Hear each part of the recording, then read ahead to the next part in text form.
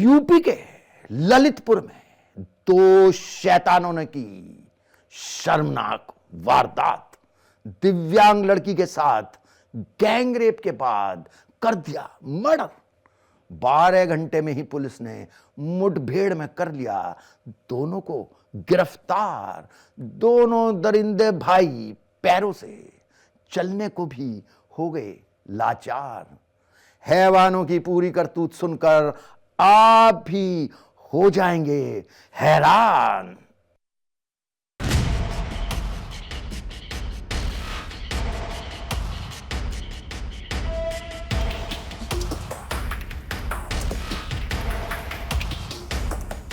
बेटियों की सुरक्षा के लिए भले ही कितने कड़े कानून बनाए गए हों, लेकिन समाज में घूम रहे शैतानी भेड़िए शर्मनाक करतूतों से बाज नहीं आ रहे।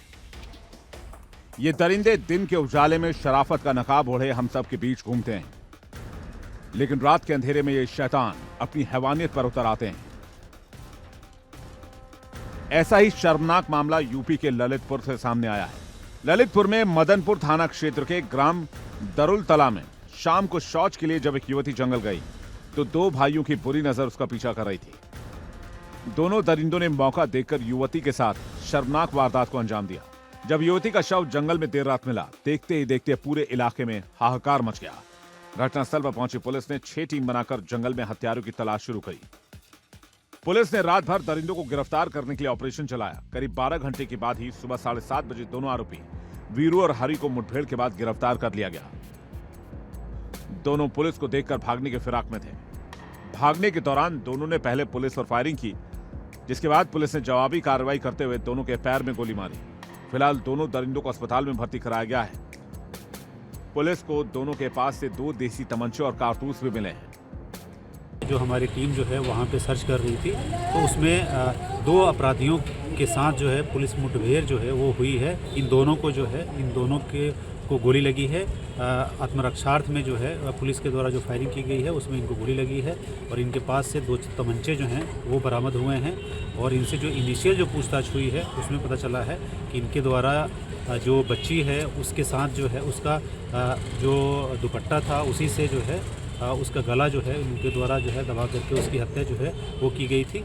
साथ ही बच्ची के साथ जो है जो गलत काम है वो भी इनके द्वारा एक्सेप्ट किया गया है।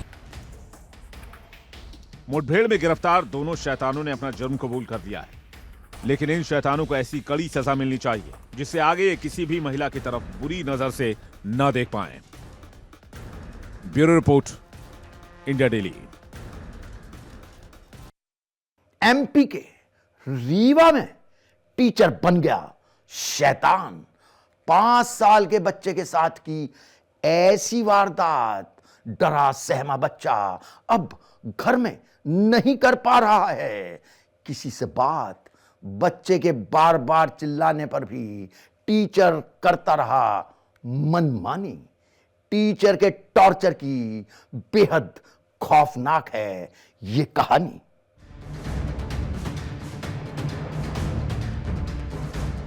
छात्र के जीवन में गुरु एक बहुत महत्वपूर्ण इंसान होता है जो अपने ज्ञान, धैर्य, प्यार और देखभाल से उसके पूरे जीवन को एक मजबूत आकार देता है। लेकिन कलयुग में कई गुरु अपनी करतूतों की वजह से पूरे गुरु बिरादरी को बदनाम कर रहे हैं। ऐसा ही मामला एमपी के रीवा से देखने को मिला। यहां बोदा बाग स्थित ज्योति किंडरगार्टन विद्यालय में 5 साल की छात्र को ऐसा टॉर्चर किया गया जिसके बाद मासूम स्कूल जाने के नाम से ही कांपता है। दरअसल एलकेजी में पढ़ने वाले 5 साल के मासूम की अचानक तबीयत बिगड़ गई। मासूम ने पेंट में ही टॉयलेट कर दिया। मौके पर क्लास ले रही टीचर ने उसे पहले खूब डांटा। इसके बाद टीचर बच्चे को बाथरूम में खींच कर ले गई। वहां उससे सफाई कराई गई। इतने पर भी जब टीचर का मन नहीं भरा तो मासूम को करीब 4 घंटे तक बिना पैंट के क्लास में खड़ा रखा। कड़ाके की ठंड में बच्चे के ऊपर ठंडा पानी डालने से वो बीमार पड़ गया। साथ ही क्लासरूम में हुए अत्याचार से बच्चा डरा हुआ है और अब घर में किसी से बात भी नहीं कर रहा। उन्होंने मेरे बच्चे के जो सूखे ऊपर के कपड़े थे वो टॉयलेट जहाँ पे करते हैं वहां पे फेंक दिए। फिर दीदी वो ऐसे नोज को अपने कवर करके बाहर खड़े होकर ऐसे इंस्ट्रक्ट कर रही थी बच्चे को, और बच्चे को मतलब अंदर भेज दिया। और 10 मिनट तक वो दीदी बाहर ही खड़ी थी। अब वो 10 मिनट तक बच्चा अंदर क्या कर रहा था बच्चे ने मेरे बताया कि मम्मा मैंने खुद से स्ट्रगल करके पैंट उतारा अपना, दीदी ने बोला खुद से वॉश करो, अपने शूज़ वॉश करे, अपने सॉक्स वॉश करे, और उस दिन से वो कम्युनिकेट नहीं कर रहा है, बात नहीं करना चाह रहा है किसी से, निकलता नहीं है, किसी से बोलता नहीं है। परिजनों ने जब इसकी शिकायत मैनेजमेंट से की तो वहां कोई भी एक्शन नहीं लिया गया, जिसके बाद परिजनों ने कलेक्टर से मामले की शिकायत की। मामले ने तूल पकड़ा तो अखिल भारतीय विद्यार्थी परिषद की ओर से भी स्कूल के सामने प्रदर्शन किया गया।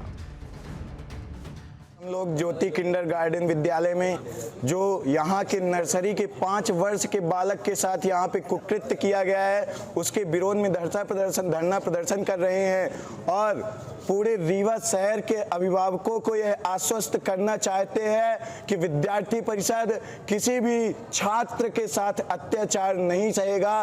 और यहाँ पास ज्योति किंडरगार्टन विद्यालय में जो उस 5 वर्ष के नन्हे मासूम बालक के साथ कुकृत्य हुआ है वो बहुत ही शर्मिंदगी भरा कृत्य है। वहीं पूरे मामले पर जिला शिक्षा अधिकारी सुदामा लाल गुप्ता ने कहा, मामले का संज्ञान आने के बाद टीम गठित की गई है, जांच रिपोर्ट के बाद ही आगे कार्रवाई हो सकती है। परिजनों के हंगामे के बाद स्कूल प्रबंधन भी एक्शन लेने की बात कह रहा है। ये ज्योति स्कूलों में किंडरगार्टन में पढ़ते हुए एक बच्चे की उसकी मम्मी द्वारा शिकायत मिली है हमें, और उसमें ये बताया गया कि बच्चे को जो है स्कूल में ही जो है उसको लैट्रिन हो गई थी, छूट गई थी, तो उसके साथ अच्छा व्यवहार नहीं किया गया और उनका लिखित आवेदन प्राप्त हुआ है और उसके जांच के लिए मैंने दो प्राचार्यों की टीम बना दी है। हम ये मान रहे हैं कि हमारे यहाँ की जो कर्मचारी जो आया, महिला कर्मचारी जो आया जो है वो कई साल के अनुभव और यहाँ रहने के बावजूद उन्होंने उस दिन बहुत बड़ी भारी गलती की है। उन्होंने सारे मतलब सफाई के पूरे काम जो है, उसके कपड़ा या फिर उसके सोने का काम जो है बच्चे से करवाया। स्कूल में मासूम बच्चों को किताबी ज्ञान ही नहीं बल्कि जिंदगी का सबक भी सिखाया जाता है। बच्चों से गलतियां होती हैं, लेकिन टीचर का काम उसे सही तरीके से सिखाना होता है, न कि अत्याचार से डराना। Bureau report, India daily.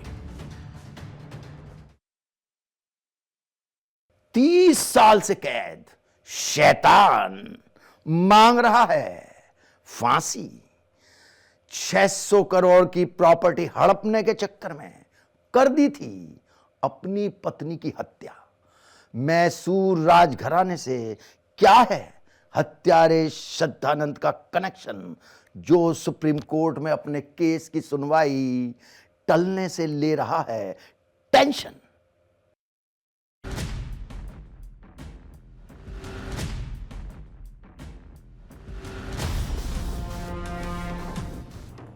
$600 crore की प्रॉपर्टी के लिए पहले प्यार फिर शादी, उसके बाद खौफनाक तरीके से हत्या को अंजाम देने वाला शख्स कभी मौत की भीख मांगता है तो कभी दया याचिका लगाता है।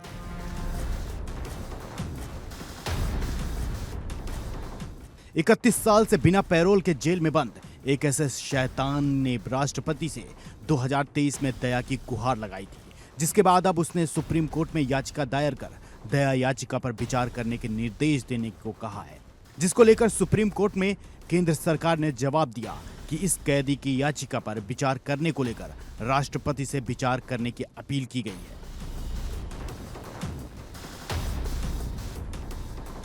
पिछली सुनवाई में इस कैदी ने कहा था कि मृत्यु तक की कैद की सजा से बेहतर है कि उसे फांसी दे दी जाए।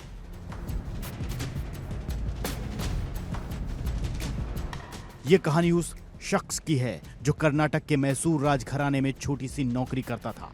उसने महल के दीवान की शादीशुदा पोती को प्रेम के जाल में फंसाया और उससे शादी कर ली।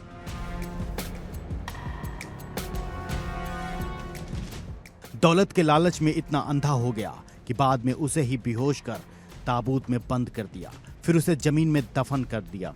जब महिला की बेहोशी टूटी तो उसने ताबूत से निकलने की कोशिश की, लेकिन ऐसा नहीं कर सकी।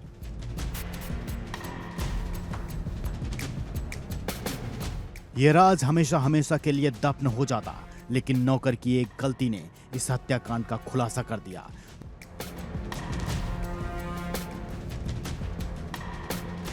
तीन साल तक किसी को कुछ भनक तक नहीं लगी।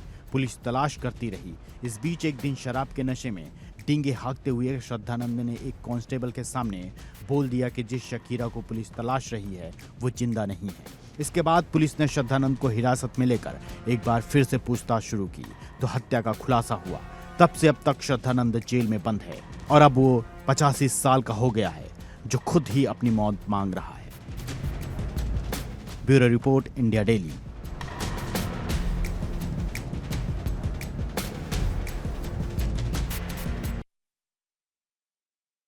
हमारे शो में आज बस इतना ही। अगली मुलाकात तक आप रहिए सावधान, क्योंकि आसपास कहीं भी हो सकता है शैतान।